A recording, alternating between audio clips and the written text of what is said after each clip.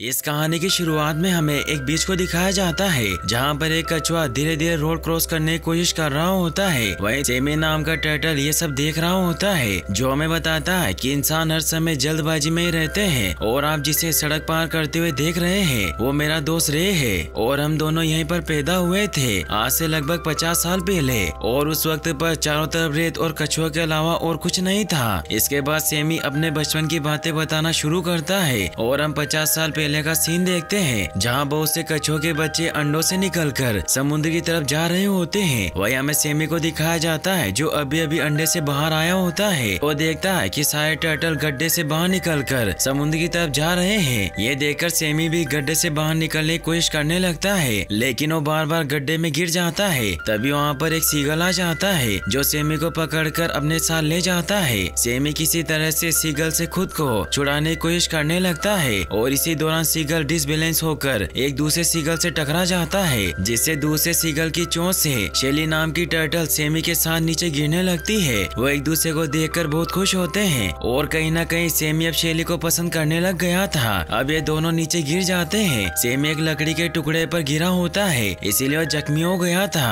और जब शेली सेमी को अपने साथ समुद्र में चलने को कहती है तो वो नहीं जा पाता। शेली भी सेमी को अकेला छोड़कर नहीं जाना चाहती है, लेकिन तभी एक बड़ी लहर आ जाती है जो शेली को अपने साथ बहाकर ले जाती है, जिससे वो दोनों एक दूसरे से बिछड़ जाते हैं। फिर हमें रात का सीन दिखाया जाता है जहाँ पर सेमी अभी भी उसी लकड़ी के टुकड़े पर सो रहा होता है और वो सपने में देखता है कि शेली को एक सीगल खाने की कोशिश कर रहा है। इस सपने की वजह से उसकी आँख खुल जाती है और वो देखता है कि वहाँ पर कोई नहीं होता। तभी एक बड़ी लहर आती है जो उस लकड़ी के टुकड़े को अपने साथ बहाकर ले जाती है, जिस पर सेमी सोया होता है। और इस प्रकार सेमी की समुद्री यात्रा की शुरुआत हो जाती है। अगले दिन सेमी को कुछ कछुए मिलते हैं जो उसे समुद्र में अकेले सफर करने से डराते हैं। वो उसे कहते हैं कि समुद्र बहुत बड़ा और डरावना है। इसके बाद वो सेमी को एक बराकुडा नाम के सफेद शार्क से डराते हैं और कहते हैं कि वो समुद्र की सबसे तेज और खतरनाक शिकारी है। लेकिन तभी एक टर्टल सेमी से कहता है कि तुम इन सब की बातों पर ध्यान मत दो और अपनी मन की सुनो। इसके बाद वो सभी टर्टल वहाँ से चले जाते हैं और जाते जाते वो सेमी को बताकर जाते हैं कि जाल से बचकर रहना और प्लास्टिक को कभी मत खाना। उनके जाने के बाद जब सेमी समुद्र में पानी पी रहा होता है कि तभी एक पिराना मछली सेमी पर अटैक कर देती है, लेकिन सेमी किसी तरह से उसके अटैक से बच जाता है। फिर जब वो नीचे पानी में देखता है तो वहाँ पर बहुत बड़ी बड़ी शार्क तैर रही होती है। ये देखकर सेमी डर जाता है। वहीं दूसरी तरफ हमें रे नाम के एक टर्टल को दिखाया जाता है जो समुद्र में तैरने के लिए सहारा ढूंढ रहा होता है, लेकिन कोई भी उसे अपने बेड़े पर आने नहीं देता।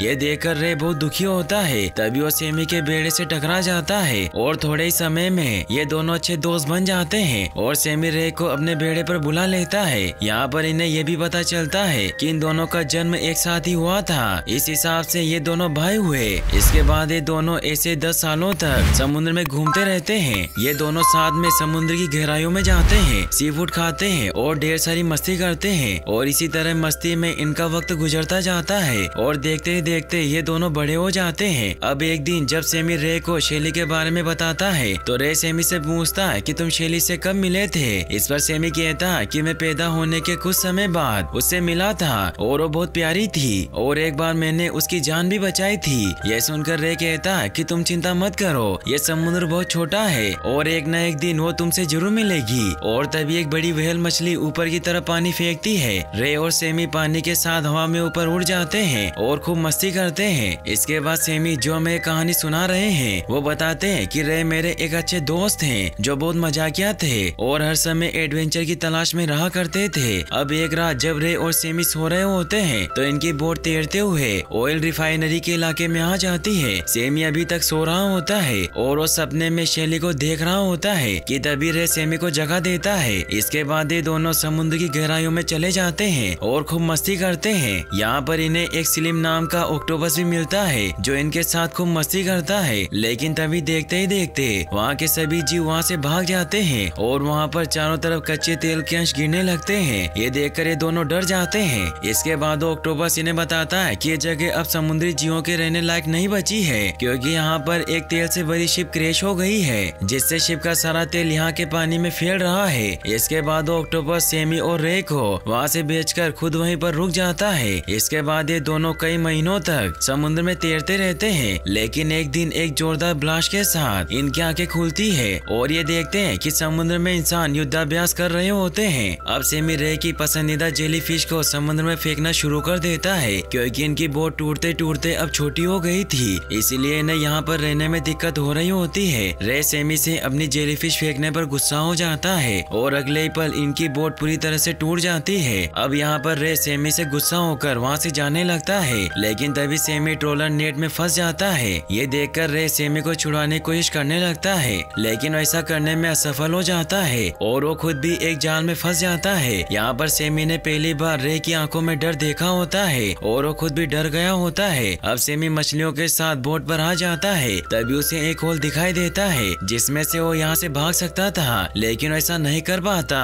और एक बॉस के बीच में फंस जाता है और इस प्रकार सेमी और रे एक दूसरे से बिछड़ जाते हैं। सेमी की बॉडी बॉस के बीच में फंसे होने की वजह से पूरी तरह से डिहाइड्रेट हो जाती है, जिसकी वजह से बोट का कैप्टन सेमी को मरा समझकर समुद्र में फेंक देता है। अब सेमी बेहोशी की हालत में समुद्र में पड़ा होता है कि तभी वहाँ पर एक डॉल्फिन आ जाती है जो सेमी को तैरने में मदद करती है, जिससे सेमी की जान बच जाती है और सेमी तैरते हुए समुद्र के किनारे पर आ जाता है, जहाँ पर एक कपल से मिलता है। ये कपल सेमी को बहुत प्यार से रखते हैं और उसकी अच्छे से देखभाल करते हैं, लेकिन फ्लफी नाम का एक बिल्ला जो उस कपल का पालतू बिल्ला होता है, वो सेमी को उस कपल के खिलाफ भड़काता है और कहता है कि वो तुम्हें पहले प्यार से रखेगी और सही समय आने पर तुम्हें सूप बनाकर खा जाएगी, जैसा कि उसने इस चिकन के साथ किया। और वो सेमी को एक चिकन का पंख दिखाता है, जिसे देखकर सेमी डर जाता है। इसके बाद वो लेडी सेमी को खाने के लिए कुछ गाजर के टुकड़े और गोभी के पत्ते देती है। ये देखकर फ्लफी वहाँ से जाते हुए कहता है कि मेरी बात को याद रखना।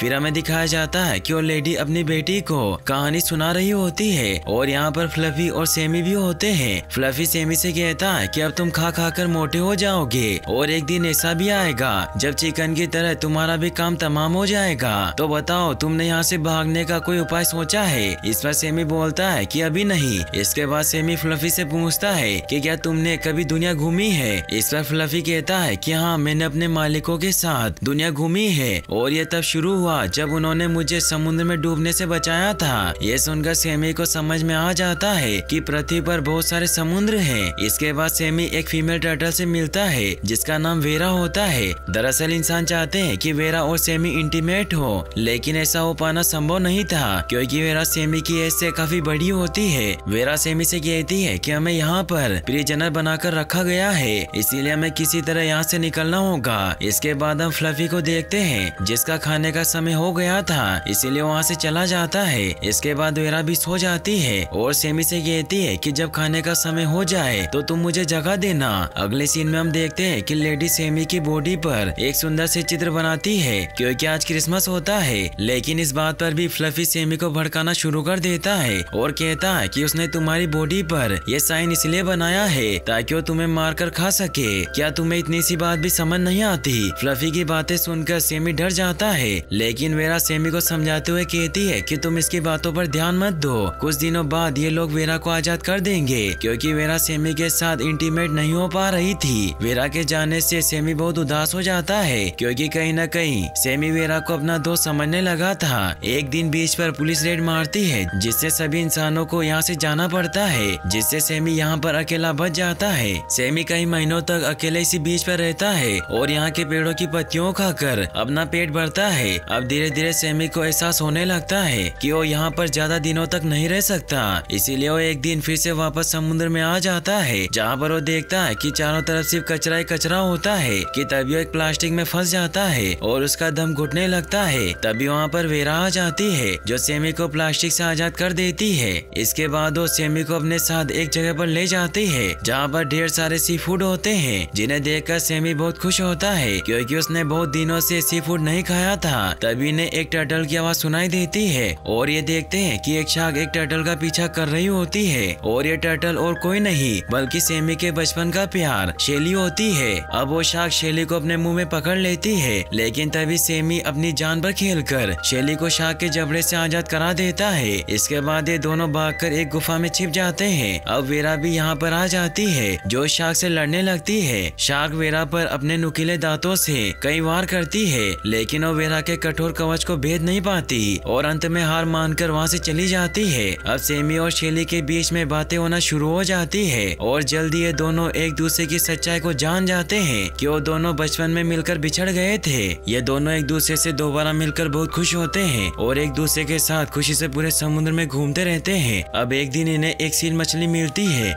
जो इन्हें एक सीक्रेट पैसेज जाने के गुप्त रास्ते के बारे में बताती है। तो सेमी और शेली उस गुप्त रास्ते को ढूंढने के लिए निकल पड़ते हैं क्योंकि ये दोनों पूरी दुनिया घूमना चाहते हैं, लेकिन इन्हें कहीं भी सीक्रेट पैसेज नहीं मिलता और ये दोनों एक दिन सीक्रेट पैसेज को ढूंढते हुए एक नदी में आ जाते हैं जहाँ पर इन्हें सांप और मगरमच्छ जैसे खतरनाक जीवों का सामना करना पड़ता है। लेकिन ये दोनों किसी तरह से बचते हुए आगे बढ़ते हैं कि तभी पिराना मछलियाँ उन्हें चारों तरफ से घेर लेती है। लेकिन तभी वहाँ पर एक ईगल आ जाता है जिसे देखकर पिराना मछलियाँ डरकर वहाँ से भाग जाती है। लेकिन वो ईगल सेमी को अपने पंजे में दबोचकर अपने घोंसले में ले जाता है। ये देखकर शेली पूरी तरह से परेशान हो जाती है, लेकिन इससे पहले कि ईगल सेमी को कोई नुकसान पहुंचाता, इंसानों पेड़ काटने लगते हैं जिस पर ईगल का घोंसला था। इसीलिए ईगल अपने बच्चों को लेकर वहाँ से उड़ जाता है और सेमी पेड़ गिरने की वजह से वापस नदी में आ जाता है। सेमी को दोबारा पाकर शेली बहुत खुश होती है। इसके बाद शेली सेमी से कहती है कि मुझे लगता है कि सीक्रेट पैसेज ढूंढने का आइडिया बहुत बेकार है। इस पर सेमी शेली से कहता है कि जब मैं ईगल के घोंसले में था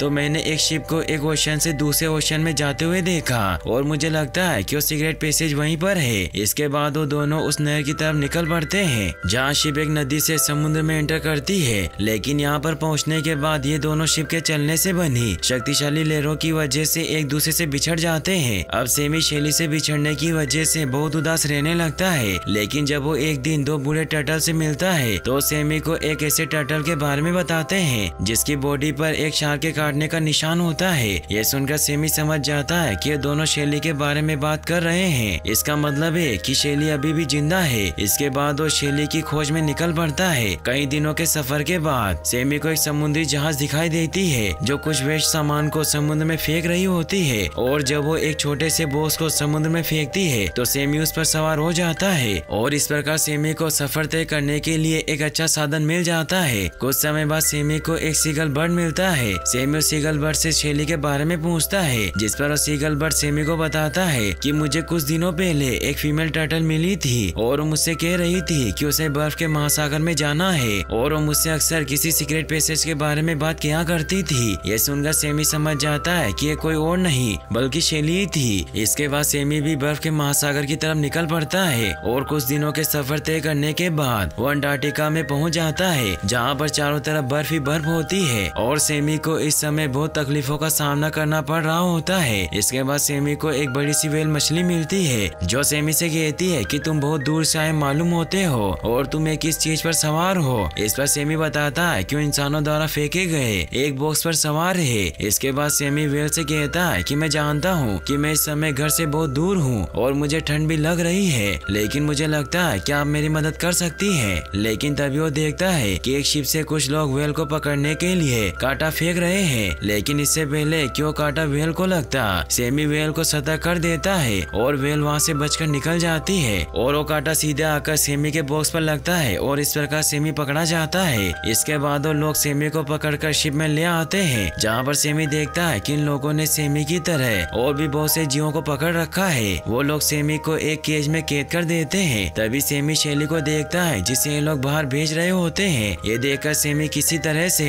अपने केज में से निकलकर शेली को रोकने की कोशिश करता है, लेकिन गलती से उससे एक बोतल नीचे गिर जाती है जिससे एक इंसान सेमी को देख लेता है और उसे एक बार फिर से कमरे में कैद कर देता है। अगले सीन में हम देखते हैं कि सेमी और एक अन्य कछुए को ट्रॉली से कहीं ले जाया जा रहा होता है और सेमी को एक छोटे से पुल में बंद कर दिया जाता है। यहाँ पर सेमी की मुलाकात फल्फी से होती है। फल्फी को देखकर सेमी बहुत खुश होता है और वो फल्फी को यहाँ से बाहर निकलने में मदद करने को कहता है। इस पर फल्फी राजी हो जाता है और वो सेमी का दरवाजा खोलकर आजाद करने की कोशिश करने लगता है कि तभी वहाँ पर हेड डॉक्टर आ जाती है, लेकिन ये कोई और नहीं बल्कि वही लेडी होती है जो सेमी को बीच पर मिली थी। वो लेडी सेमी को पहचान लेती है और वो सेमी को आजाद कर देती है। आजाद होकर सेमी बहुत खुश होता है कि तभी उसे कुछ टर्टल मिलती है जो सेमी को अपनी मदद करने को कहती है और जब सेमी उनके साथ जाता है तो वो देखता है कि एक टर्टल जाल में फंसा होता है, लेकिन यह टर्टल और कोई नहीं बल्कि सेमी के बचपन का दोस्त रे होता है।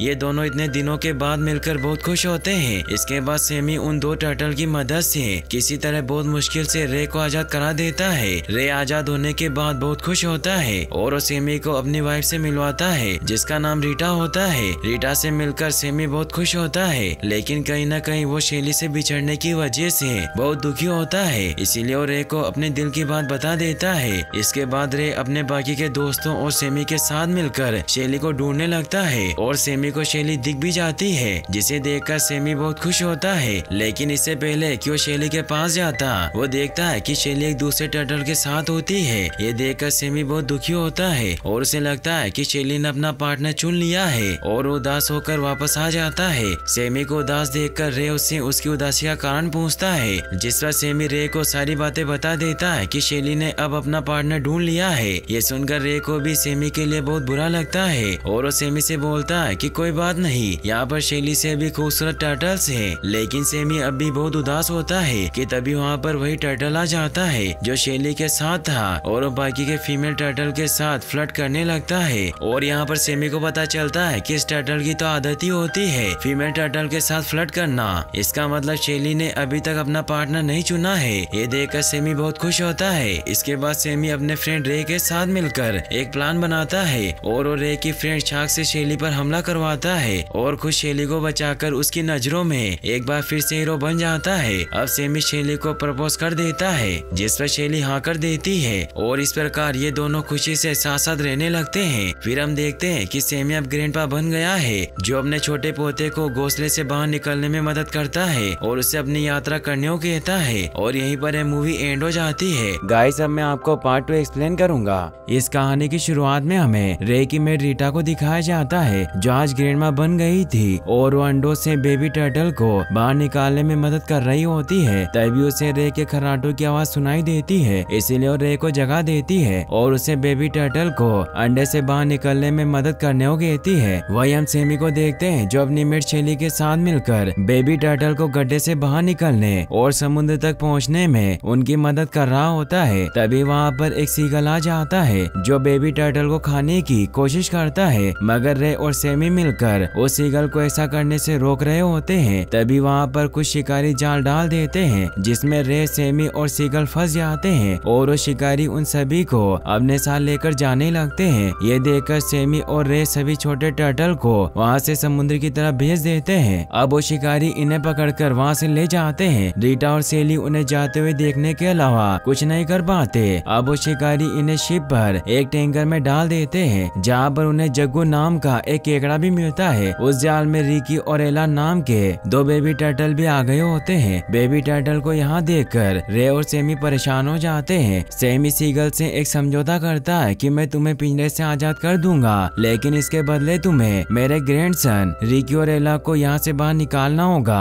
सीगल सेमी की बात मान जाता है। अब सेमी किसी तरह उस सीगल को आजाद करा देता है, लेकिन वो सीगल आजाद होते ही वहाँ से भाग जाता है। ये देखकर रे सेमी से कहता कि कहा था ना कि सीगल पर कभी भी विश्वास नहीं करना चाहिए। लेकिन अगले पल वो सीगल बाकी के सीगल को लेकर वहाँ पर आ जाता है, जो मछुआरों पर हमला करके रिकी और एला को वहाँ से ले जाने की कोशिश करने लग जाता है। लेकिन इस बार भी वो सफल नहीं हो पाता और उसे अपनी जान बचाकर वहाँ से भागना पड़ता है। मछुआरे इन्हें ऊपर से ढक देते हैं ताकि कोई भी टर्टल यहाँ से भाग ना पाए। रिकी और एला को टैंकर के बॉटम में एक डेड फिश मिलता है, लेकिन ये कोई डेड फिश नहीं होता, एक ब्लॉक फिश होता है जिसका नाम जिम्बो था, जो मरने का बहुत अच्छा नाटक करता है। जिम्बो ने बताता है कि मछुआरे इन्हें मारेंगे नहीं, बल्कि एक बड़े से एक्वेरियम में डाल देंगे, जहाँ पर और भी मछलियाँ होंगी और वो इन्हें खाना भी देंगे। दरअसल जिम्बो पहले भी वहाँ जा चुका था। जिम्बो की बातें सुनकर रे कहता है कि भले ही वो हमें खाना देंगे, लेकिन हम उनकी कैद में रहेंगे। इस पर जिम्बो कहता है कि अपना अपना नजरिया है। अगले सीन में हम देखते हैं कि वो मछुआरे इन्हें दुबई में ले आते हैं, जहाँ पर वो इन्हें एक अंडरग्राउंड एक्वेरियम के मालिक को भेज देते हैं। फिर हमें समुद्र के नीचे उस बड़े से अंडरग्राउंड एक्वेरियम को दिखाया जाता है, जिसका मालिक आज अपने एक्वेरियम में 2 बड़े समुद्री कछुओं के आने पर बहुत खुश होता है। तभी वहाँ पर दुबई के शाही खानदान की राजकुमारी अपने दोस्तों के साथ एक्वेरियम देखने आ जाती है। दरअसल आज उनका बर्थडे होता है, इसीलिए एक्वेरियम का मालिक उनकी अच्छे से खातिरदारी कर रहा था। एक्वेरियम का मैनेजर राजकुमारी को सेमी और रे को दिखाता है। राजकुमारी इतने बड़े कछुओं को देखकर बहुत खुश होती है। वहीं सेमी और रे समुद्र के नीचे इंसानों को देखकर पूरी तरह से हैरान हैरान होते हैं। तभी इन्हें याद आता है कि इनके ग्रैंडसन एला और रिकी वहाँ पर नहीं होते। ये देखकर वो दोनों परेशान हो जाते हैं और चारों तरफ उन्हें ढूंढने लगते हैं। इन्हें परेशान देखकर एक कपल फिश इन्हें बताता है कि अब तुम यहाँ से कभी बाहर नहीं निकल पाओगे। यहाँ पर सिर्फ बिग डी को पता है कि यहाँ से बाहर कैसे निकलना है। वहीं रिकी और एला अभी भी फिश के छोटे से टैंकर में छुपे होते हैं और जब शिप का कैप्टन टैंकर के गंदे पानी को फ्लश करता है तो दोनों भी फ्लश किए गए वाटर के साथ समुद्र में आ जाते हैं। वहीं हम बिग डी के दो चमचों को देखते हैं जिनका नाम ल्यूप्टस और एडम होता है। उन्होंने रे और सेमी को जिम्बो के साथ देख लिया था, इसीलिए ये सारी बातें बिग डी को आकर बता देते हैं। दरअसल बिग डी एक सी हॉर्स होता है जो साइज में तो छोटा लेकिन दिमाग से बड़ा होता है और वो अपने तेज दिमाग का इस्तेमाल करके एक्वेरियम के सभी जीवों पर राज करता है। बिग डी जिम्बो को फिर से एक्वेरियम में जिंदा देखकर पूरी तरह से हैरान होता है। ल्यूप्टस और एडम के साथ सेमी और रे बिग डी से मिलने के लिए वहाँ पर आ जाते हैं। बिग डी जिम्बो को जिंदा देखकर उससे पूछता है कि तुम तो मर चुके थे।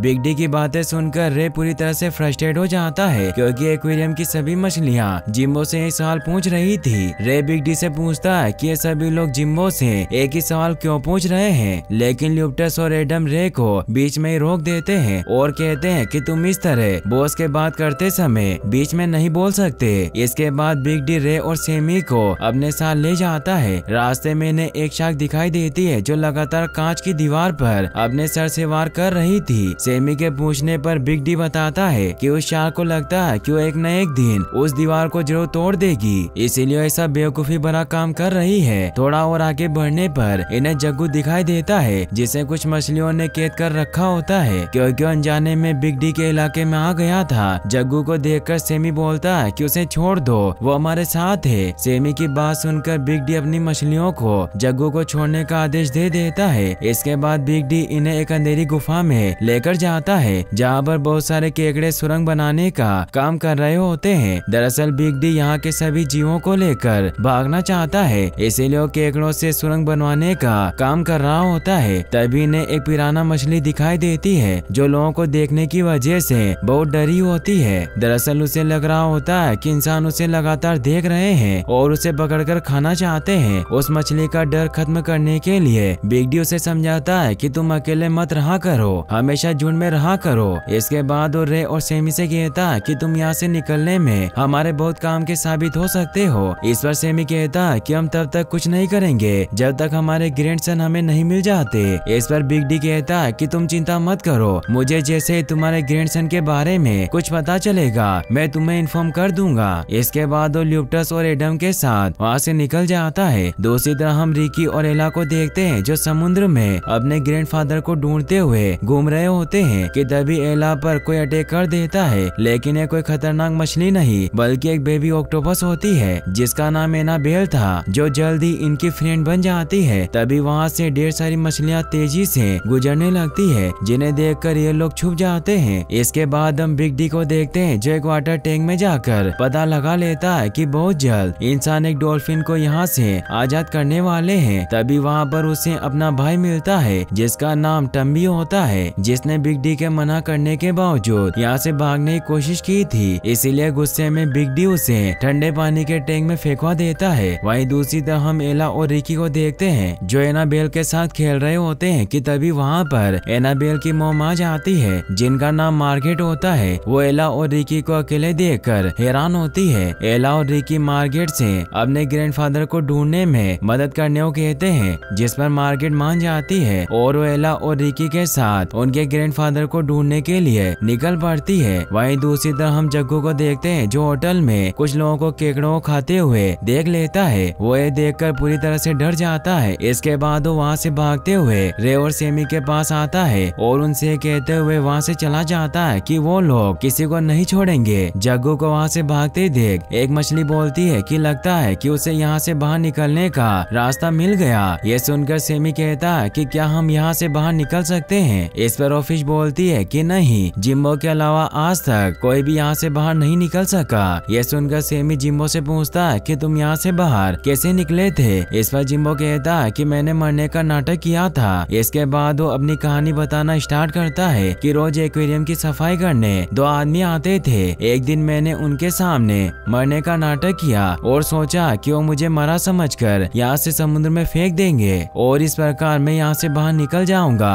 अब सब कुछ मेरे प्लान के मुताबिक ही चल रहा था, लेकिन जब मुझे समुद्र में फेंकने की बारी आई तो कर्मचारी फोन पर अपनी वाइफ से बात करने लगा और इस प्रकार मैं ज्यादा देर तक पानी के बाहर रहने के कारण जिंदा न रह सका। ये सुनकर रे पूछता है कि क्या तुम सच में मर गए थे? इस पर जिम्बो बोलता है कि नहीं, मेरी बॉडी बिना पानी के ज्यादा देर तक रहने से डिहाइड्रेट हो गई थी और मैं पानी में जाने के बाद पूरी तरह से ठीक हो गया। तभी वहाँ पर बिग डी आ जाता है। रे बिग डी से कहता है कि हम सभी यहाँ से बाहर निकलना चाहते हैं। रे की बातें सुनकर बिग डी ने अपने पीछे आने को कहता है। इसके बाद वो इन्हें एक आर्टिफिशियल बर्फ के इलाके में ले आता है जहाँ पर ढेर सारे पेंगुइन रहा करते थे। वो इन्हें एक पाइप के अंदर जाने को कहता है जिसमें से बर्फ को मेंटेन रखने के लिए ठंडी हवाएं आ रही थी, जिसकी मदद से वो बाहर निकल सकते थे। अब सैमी, रे और जग्गू बिग डी की बात को मानकर उस पाइप की तरफ निकल पड़ते हैं और भयंकर ठंड का सामना करते हुए किसी तरह उस पाइप के पास पहुंच जाते हैं। लेकिन सैमी और रे उस पाइप के अंदर नहीं जा पाते और वो नीचे पानी में गिर जाते हैं। लेकिन जग्गू किसी तरह उस पाइप के अंदर चला जाता है, लेकिन अगले ही पल वो मारा जाता है। ये देखकर सैमी और रे बहुत दुखी होते हैं। इसके बाद वो दोनों बिग डी के पास आ जाते हैं जहाँ पर वो देखते हैं कि बिग डी छोटी मछलियों को अपनी झूठी बातों से इम्प्रेस करने की कोशिश कर रहा होता है। यहाँ पर सैमी बिग डी से कहता है कि तुमने एक ऐसा घटिया प्लान बनाया था जिससे हम मरते मरते बचे और बेचारा जग्गू तो मारा गया।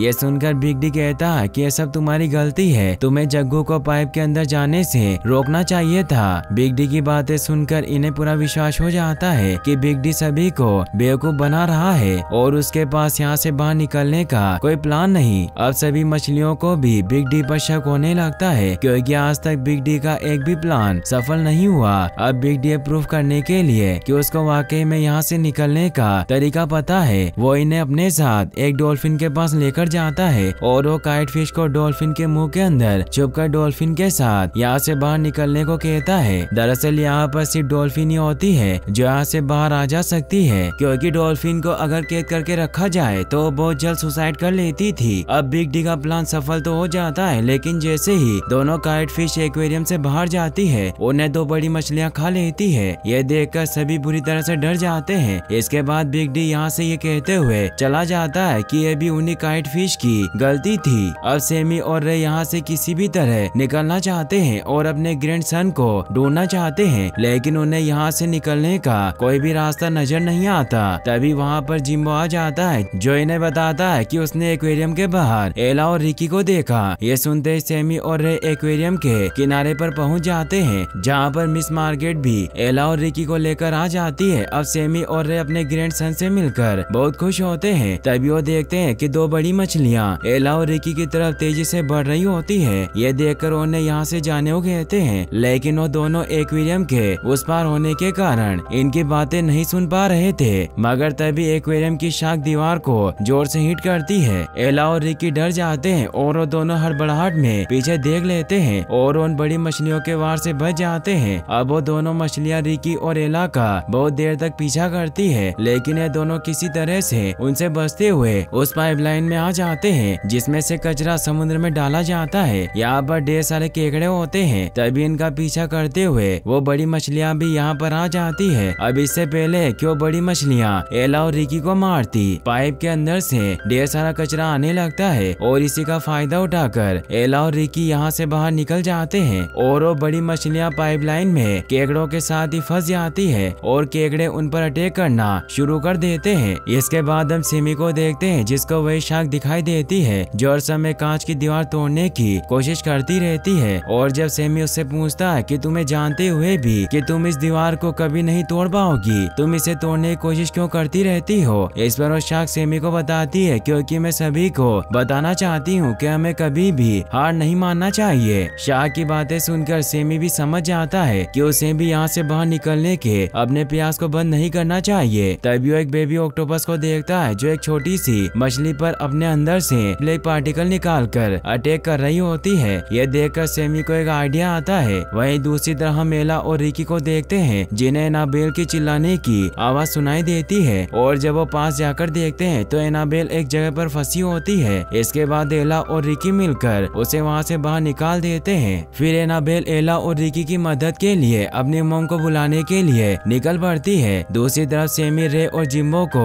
अपना प्लान समझा रहा होता है कि किस तरह वो लोग ऑक्टोपस के ब्लैक पार्टिकल को अपने ऊपर लगाकर मरने का नाटक करेंगे और एक्वेरियम वाले उन्हें मरा समझकर यहाँ से बाहर निकाल देंगे। जिम्बो और रे को सेमी का प्लान बहुत पसंद आता है। तभी एक्वेरियम के उस पार एला और रिकी भी आ जाते हैं, जिन्हें देखकर सेमी और रे बहुत खुश होते हैं। इसके बाद वो एला और रिकी को अपना प्लान समझाने की कोशिश करते हैं, लेकिन उन्हें कुछ भी समझ नहीं आ रहा होता। तभी एला को लगता है कि शायद वो उन्हें उस पाइपलाइन से होकर अंदर आने को कह रहे हैं, जिसमें से ताजा वाटर एक्वेरियम के अंदर आता है और वो रिकी के साथ उस पाइपलाइन के अंदर जाने लगती है। यह देखकर सेमी और रे बुरी तरह से डर जाते हैं, क्योंकि उसके अंदर जाने से उनकी जान भी जा सकती थी। अब एला और रिकी पाइपलाइन के अंदर जाने लगते हैं, लेकिन अंदर पानी का बहाव बहुत ज्यादा होता है। अब रिकी तो किसी तरह जाली में फंसकर बाहर ही रह जाता है, लेकिन एला पानी के तेज बहाव के साथ ही अंदर चली जाती है, लेकिन वो किसी तरह से पाइपलाइन के अंदर चल रही ब्लेड से बच जाती है। अब रिकी जाली में फंसा होता है कि तभी वहाँ पर एनाबेल अपनी मॉम मिस मार्केट के साथ आ जाती है। मिस मार्केट रिकी को वहाँ से बाहर निकाल देती है। वहीं दूसरी तरफ पाइपलाइन के अंदर एला जब ब्लैक पार्टिकल को देखती है तो उसे समझ में आ जाता है कि सेमी और रे उससे क्या कहना चाहते थे। वो रिकी और एनाबेल के पास वापस आ जाती है और उन्हें सेमी और रे के प्लान के बारे में बताती है, क्योंकि इस प्लान को पूरा करने के लिए बहुत सारे ब्लैक पार्टिकल्स की आवश्यकता होती है। इसीलिए मिस मार्केट अपने ऑक्टोपस दोस्तों को बुलाने के लिए वहाँ से निकल पड़ती है। वहीं दूसरी तरफ हम रे और सेमी को देखते हैं, जो बच्चों के पाइपलाइन के अंदर जाने की वजह से बहुत दुखी होते हैं। तभी वहाँ पर बिग डी आ जाता है, जो एक बार फिर से इन्हें यहाँ से बाहर निकलने का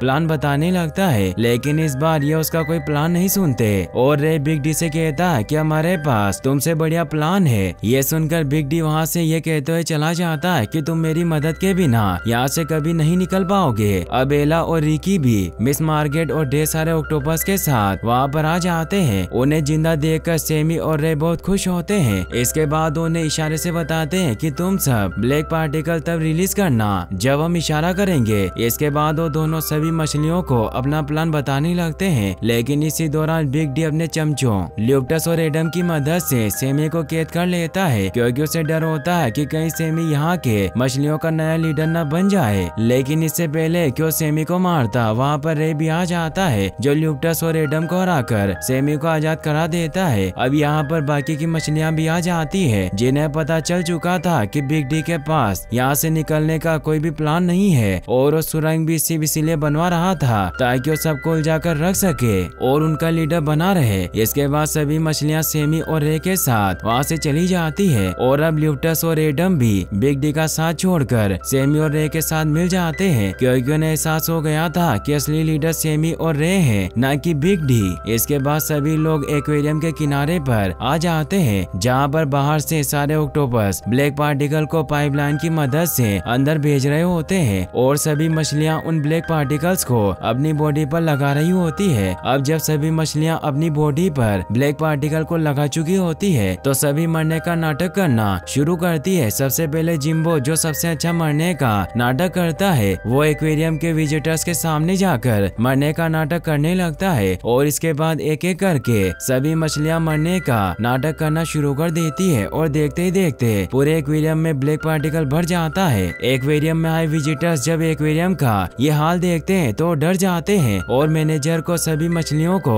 मरने से पहले यहाँ से बाहर निकालने को कहते हैं। पहले तो मैनेजर मना कर देता है, लेकिन जब विजिटर्स मैनेजर पर दबाव डालते हैं तो मजबूरी में उसे इमरजेंसी डोर खोलना पड़ता है और इस प्रकार सभी मछलियाँ एक्वेरियम से बाहर निकलने लगती है। लेकिन मैनेजर को सीसीटीवी की मदद से ये पता चल जाता है कि सब मछलियों की एक चाल है और ढेर सारे ऑक्टोपस एक्वेरियम के बाहर से ब्लैक पार्टिकल एक्वेरियम के अंदर भेज रहे हैं। लेकिन इससे पहले क्यों इमरजेंसी डोर को बंद करता, वहाँ पर जग्गू आ जाता है, जो भी जिंदा होता है और वो मैनेजर पर हमला कर देता है। इस प्रकार इमरजेंसी डोर बंद नहीं हो पाता और सारी मछलियाँ एक्वेरियम से बाहर निकल जाती है और आजाद हो जाती है। लेकिन मछलियों का एक कपल एक्वेरियम में रुक जाता है, क्योंकि उनका मानना होता है कि अब वो दोनों अकेले ही उस एक्वेरियम में रहेंगे, जहाँ पर उन्हें परेशान करने वाला कोई नहीं होगा। अब सभी मछलियाँ एक्वेरियम से आजाद होकर बहुत खुश होती है। इसके बाद हम सेमी और रे को देखते हैं, जो ढेर सारी मुश्किलों का सामना करने के बाद आखिरकार एला और रिकी के साथ साथ अपने घर वापस आ जाते हैं। यहाँ पर एक सीगल बेबी टर्टल को खाने की कोशिश करता है, लेकिन उसके साथी उसे ऐसा करने से